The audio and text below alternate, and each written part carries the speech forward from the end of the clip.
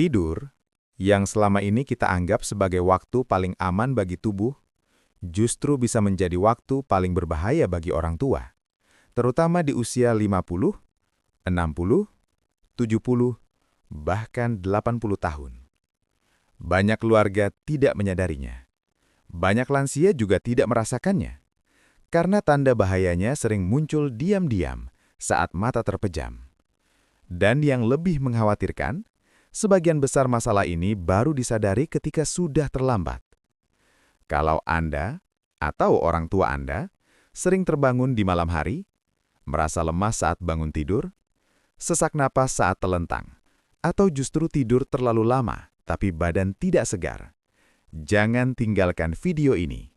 Karena di dalamnya, saya akan membahas 7 hal penting yang wajib diwaspadai saat lansia tidur, dan satu di antaranya sering diabaikan, tapi dampaknya bisa fatal. Dan kabar baiknya, sebagian besar masalah ini bisa dicegah, asal kita tahu kapan harus waspada dan bagaimana menyikapinya dengan benar. Assalamualaikum warahmatullahi wabarakatuh. Salam sehat untuk kita semua.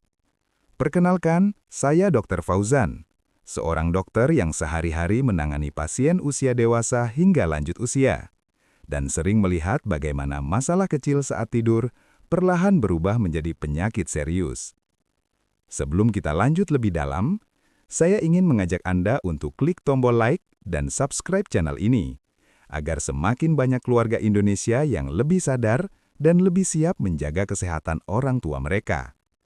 Karena satu klik dari Anda bisa menjadi pengetahuan penyelamat bagi seseorang di rumah. Sekarang, mari kita bicara jujur. Seiring bertambahnya usia, tubuh manusia tidak lagi bekerja seperti saat muda. Detak jantung melambat, paru-paru tidak seelastis dulu, otot melemah, sistem saraf mulai menurun kepekaannya. Dan saat tidur, semua sistem ini masuk ke mode paling rentan. Itulah mengapa tidur pada lansia tidak boleh dianggap sepele. Masalahnya, banyak lansia berpikir, wajar kalau usia segini tidurnya sering kebangun.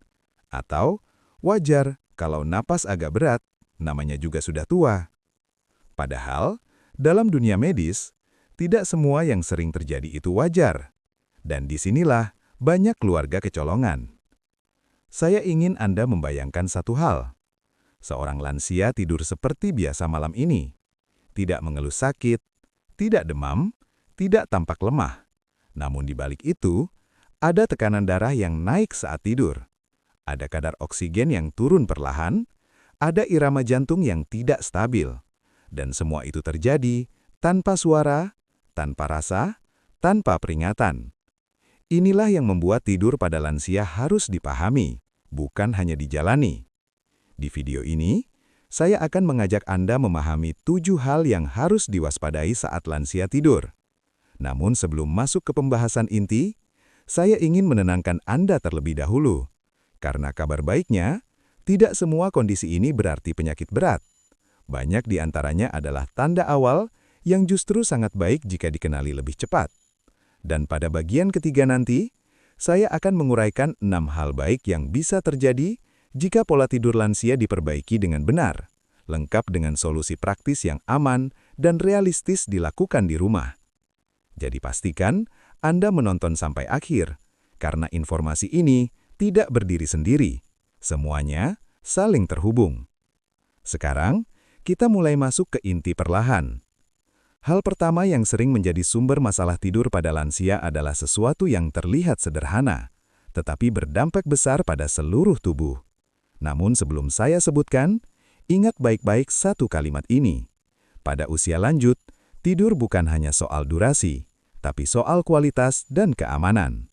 Dan di bagian berikutnya, saya akan mulai membahas hal pertama yang paling sering saya temukan di ruang praktik saya. Tetap bersama saya, karena apa yang akan kita bahas selanjutnya sering dianggap remeh, padahal menjadi pintu masuk banyak penyakit serius pada lansia. Kita lanjutkan dengan perlahan.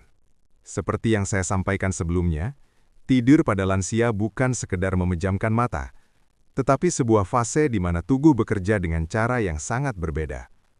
Dan sekarang, saya akan mulai dengan hal pertama Yang paling sering saya temukan pada pasien usia 50 tahun ke atas saat mereka datang ke klinik dengan keluhan, "Dok, saya tidurnya sering tidak enak, tapi saya tidak tahu kenapa." Hal pertama, gangguan pernafasan saat tidur. Banyak lansia tidak menyadari bahwa nafas mereka tidak stabil saat tidur.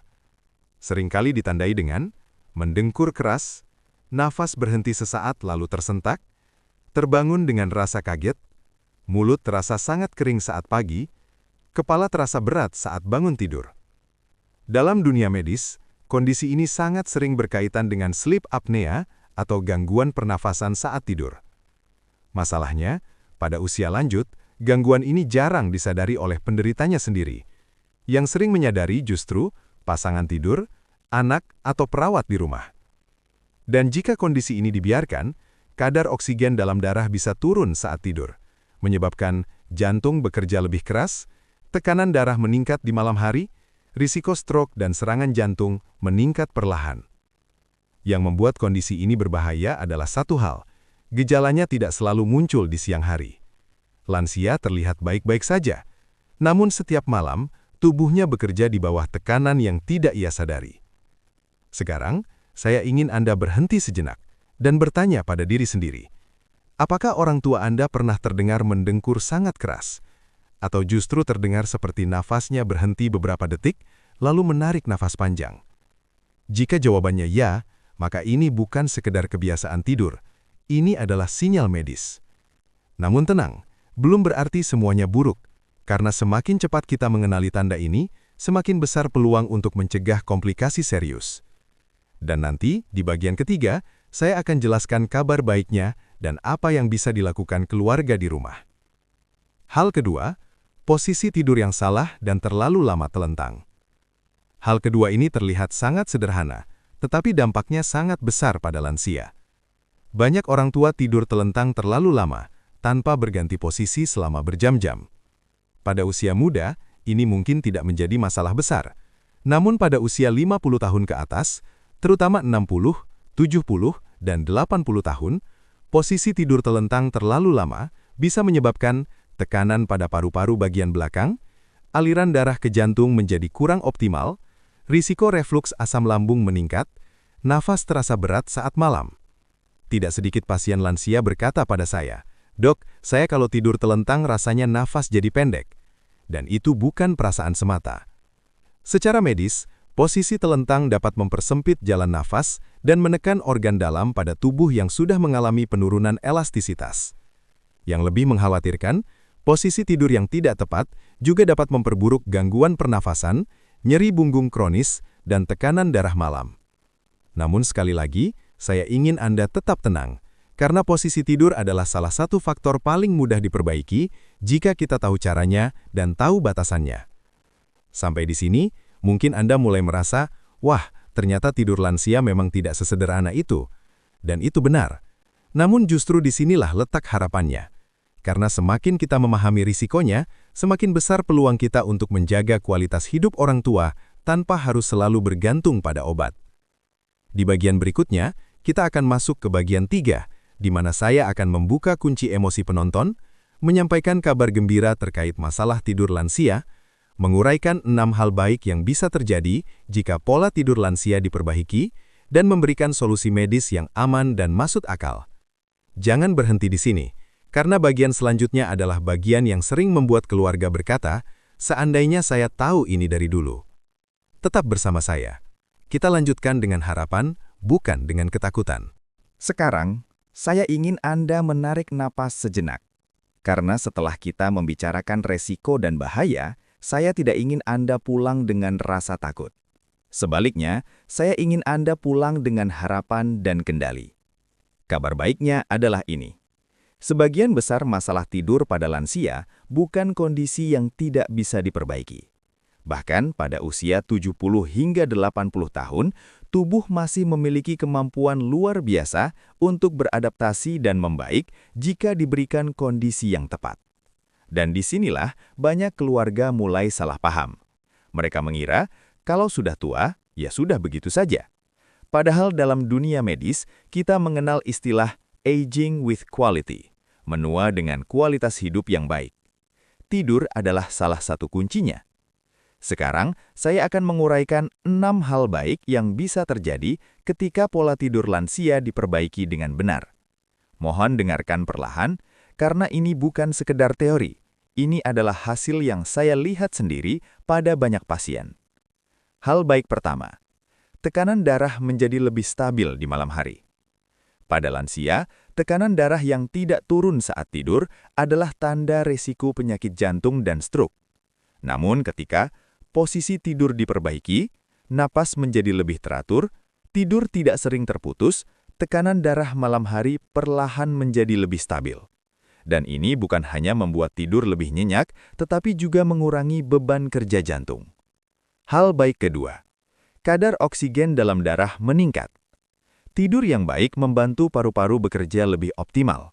Pada lansia dengan gangguan napas ringan, perbaikan posisi tidur dan rutinitas sebelum tidur seringkali sudah cukup untuk meningkatkan kadar oksigen. Efeknya terasa di siang hari. Badan lebih segar, kepala tidak berat, konsentrasi lebih baik. Hal baik ketiga, jantung berdetak lebih teratur. Saat tidur terganggu, irama jantung sering menjadi tidak stabil. Namun ketika tidur membaik, sistem syaraf otonom menjadi lebih seimbang, dan jantung pun berdetak lebih tenang. Ini sangat penting bagi lansia yang memiliki riwayat hipertensi, penyakit jantung, diabetes. Hal baik keempat, nyeri tubuh dan sendi berkurang. Banyak lansia bangun tidur dengan rasa pegal dan nyeri. Bukan selalu karena penyakit, tetapi karena posisi tidur yang salah dan otot yang tidak mendapat relaksasi cukup. Dengan tidur yang lebih berkualitas, proses pemulihan jaringan berjalan lebih optimal. Hal baik kelima, emosi lebih stabil dan tidak mudah cemas. Tidur memiliki hubungan erat dengan kesehatan mental. Lansia yang tidurnya sering terputus, lebih mudah gelisah, mudah marah, merasa tidak tenang tanpa sebab. Ketika tidur membaik, emosi menjadi lebih stabil dan rasa cemas berkurang perlahan. Hal baik keenam, resiko jatuh di pagi hari menurun. Tidur yang buruk membuat lansia pusing saat bangun, lemas, kehilangan keseimbangan. Dengan tidur yang lebih baik, kekuatan otot dan refleks menjadi lebih optimal, sehingga resiko jatuh bisa ditekan secara signifikan. Sekarang, setelah Anda mengetahui 6 hal baik ini, saya ingin memberikan solusi praktis yang bisa langsung diterapkan. Dan ingat, solusi ini tidak rumit dan tidak selalu membutuhkan obat. Solusi utama di bagian ini. Pertama, biasakan lansia tidur dengan posisi miring, terutama miring ke kiri, dengan bantal yang menopang leher dan punggung. Kedua, buat rutinitas tidur yang sama setiap malam. Jam tidur yang konsisten membantu otak mengenali waktu istirahat. Ketiga, hindari makan berat minimal 2 jam sebelum tidur. Keempat, pastikan kamar tidur memiliki ventilasi baik, pencahayaan redup, dan suhu yang nyaman. Kelima, jika mendengkur berat atau napas terhenti, jangan menunda untuk berkonsultasi. Namun cerita kita belum selesai. Karena sekarang, saya ingin mengajak Anda masuk ke sebuah kisah nyata dari ruang praktik saya. Sebuah cerita yang terjadi sekitar 2 bulan yang lalu tentang seorang pasien yang awalnya menganggap remeh masalah tidurnya. Di bagian 4, saya akan menceritakan kisah pasien ini secara lengkap. Nama pasien tersebut kita sebut saja si B. Dan dari cerita ini, Anda akan melihat bagaimana perubahan kecil saat tidur bisa membawa dampak besar pada kesehatan lansia. Transisi lembut ke bagian 4. Tetap ikuti sampai akhir, karena bagian berikutnya adalah cerminan dari banyak keluarga di luar sana. Sekarang, saya ingin Anda membayangkan sebuah ruang praktik sederhana. Pagi itu, sekitar 2 bulan yang lalu, saya menerima seorang pasien lansia yang datang ditemani oleh anak perempuannya. Usianya 67 tahun. Kita sebut saja beliau dengan nama si B. Secara kasat mata, si B terlihat baik-baik saja. Beliau masih bisa berjalan sendiri, masih bisa berbicara dengan jelas, tekanan darah siang hari terlihat cukup terkendali. Namun, keluhan utama yang disampaikan anaknya adalah satu hal. "Dok, ayah saya kalau tidur malam sering gelisah, mendengkur keras, dan paginya bangun seperti orang tidak tidur." Dan kalimat itu bagi seorang dokter adalah kalimat yang tidak boleh diabaikan. Saat saya mulai menggali lebih dalam, si B mengatakan sesuatu yang sangat sering saya dengar. "Ah dok, saya pikir ini wajar. Umur sudah hampir 70 tahun. Tidur memang sudah tidak seperti dulu." Kalimat ini terdengar sederhana, tetapi menyimpan risiko besar, karena banyak lansia yang menormalisasi gejala yang sebenarnya adalah tanda awal gangguan serius. Saya mulai dengan pertanyaan-pertanyaan dasar. Apakah sering terbangun di malam hari? Jawabannya, iya. Apakah pernah merasa sesak saat tidur telentang? Jawabannya, sering. Apakah pagi hari sering pusing atau berat di kepala? Jawabannya, hampir setiap hari. Apakah pernah tertidur di siang hari tanpa sadar? Jawabannya, iya. Dari sini, saya sudah memiliki gambaran awal bahwa masalah si B bukan sekadar kurang tidur biasa. Kemudian saya lakukan pemeriksaan lanjutan.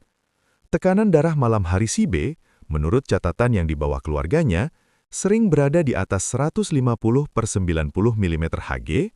Saturasi oksigen saat istirahat sempat tercatat di angka 92–93%, yang untuk usia lanjut sudah masuk kategori perlu diwaspadai. Dan yang paling menarik, denyut jantung si B menunjukkan variasi yang tidak stabil saat malam hari menurut catatan alat pemantau sederhana di rumah. Ini adalah gambaran klasik dari gangguan tidur yang memengaruhi sistem kardiovaskular. Namun, disinilah saya ingin Anda memperhatikan satu hal penting. Saya tidak langsung mengatakan ini penyakit berat. Saya tidak langsung menakut-nakuti keluarga. Yang saya lakukan adalah menjelaskan perlahan bahwa tubuh lansia sangat sensitif terhadap kualitas tidur, bahwa gangguan nafas ringan saja bisa berdampak besar pada jantung dan pembuluh darah, dan bahwa kabar baiknya, kondisi seperti ini sangat sering membaik jika ditangani lebih awal. Saya meminta keluarga si B untuk fokus pada 3 hal selama 1 bulan pertama. Pertama, mengubah posisi tidur menjadi miring secara konsisten, menghindari telentang terlalu lama. Kedua, menjaga jam tidur yang teratur dan menghindari makan malam terlalu larut. Ketiga, memantau gejala secara sederhana, tanpa panik, tetapi juga tidak mengabaikan. Tidak ada obat tidur yang saya berikan saat itu. Tidak ada tindakan invasif. Hanya edukasi, konsistensi, dan pemantauan. 1 bulan kemudian, si B datang kembali ke klinik. Dan inilah bagian cerita yang selalu saya sukai sebagai seorang dokter. Anaknya berkata, "Dok, sekarang ayah saya kalau bangun pagi tidak lagi terlihat lemas, mendengkurnya berkurang, dan tidurnya lebih tenang.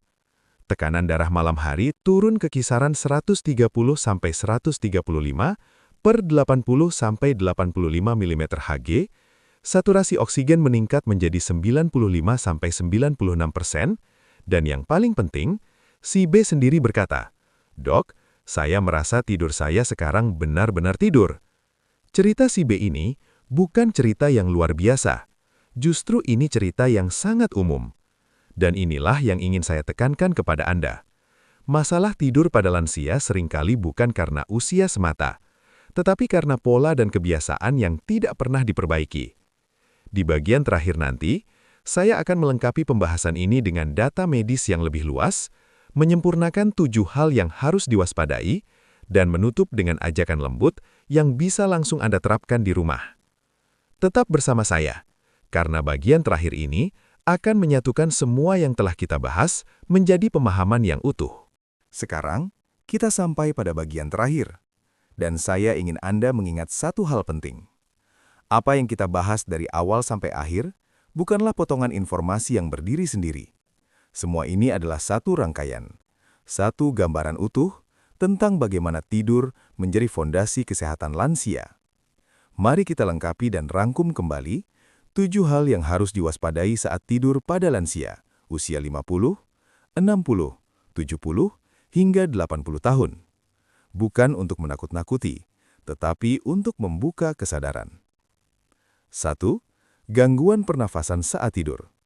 Seperti yang sudah kita bahas, mendengkur keras, nafas terhenti, dan tersentak saat tidur bukan hal sepele pada lansia. Secara medis, gangguan ini berhubungan dengan penurunan kadar oksigen, peningkatan risiko hipertensi, stroke dan penyakit jantung. 2. Posisi tidur yang tidak tepat. Tidur terlentang terlalu lama dapat memperberat kerja paru-paru dan jantung. Pada lansia, posisi tidur miring seringkali lebih aman dan fisiologis. 3. Tidur terlalu singkat atau terlalu lama. Lansia yang tidur kurang dari 5 jam atau lebih dari 9 jam secara konsisten memiliki risiko lebih tinggi terhadap gangguan metabolik, penurunan fungsi kognitif, kelemahan otot. Tidur ideal pada lansia umumnya berada di kisaran 6 hingga 8 jam dengan kualitas yang baik. 4. Sering terbangun di malam hari. Tidur yang terputus-putus menandakan tubuh tidak mencapai fase tidur dalam.